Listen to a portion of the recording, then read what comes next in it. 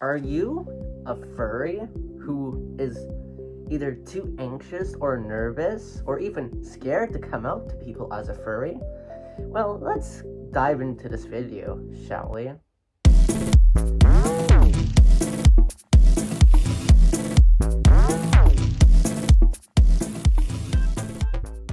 This video was inspired by the furry content creator Pixel Fluff. So thank you for the inspiration.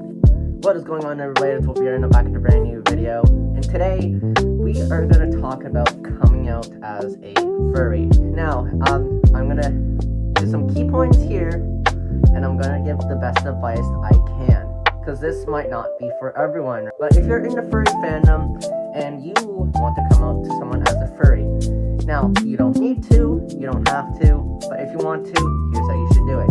First, you should explain to the person or group or friend or whoever about the furry fandom and what a furry actually is. And you can use this simple definition and description. A furry is someone who likes anthropomorphic animals, and an anthropomorphic animal is an animal with human-like features such as walking on two legs, talking, wearing clothes, etc., right?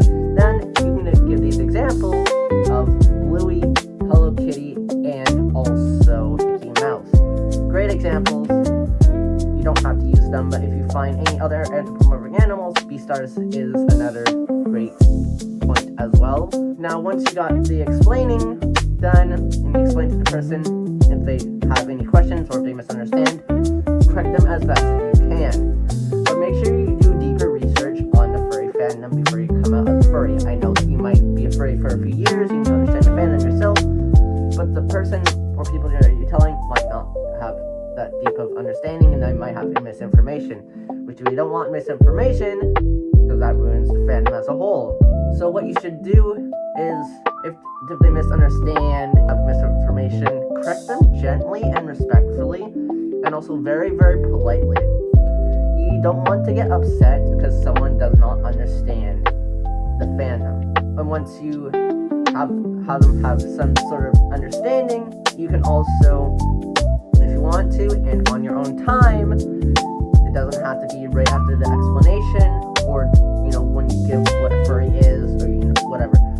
You can also bring up some key points: the creativity of the furry fandom, and also how fun it is online and also in person. And you can also explain conventions if you want to. If you've ever been to one, if you haven't, you can ask someone who is in the furry fandom who's actually been to a convention. That's also a really good point as well.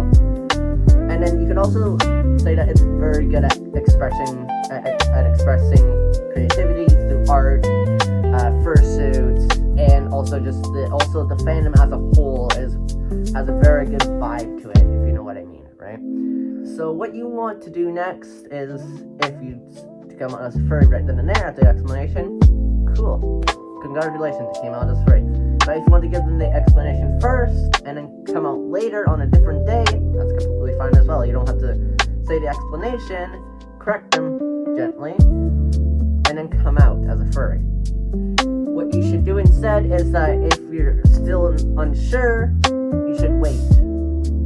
But then after you come out, if they, let's say if it's a friend, right, and you tell a friend, you explain this to a friend, and they have some sort of understanding, but then you come out as a furry, but then they judge you for it, and then they still bring up the misinformation and kind of harass you about it. That's not a true friend. A true friend would be supporting. Maybe make some jokes here and there, just whatever, right? But if it's a family member, we can't disown family, at least not really, not that I know of.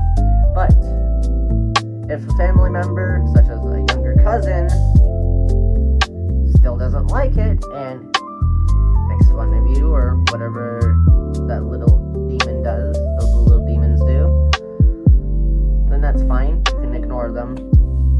But some other advice that I would give is take your time. Only come out as a furry when you're ready. Never rush into it. And if you ever want to, you can always find a new friend group who will be more supporting. Maybe find a friend group who is actually full of furries and non-furs who are supportive and allies, right?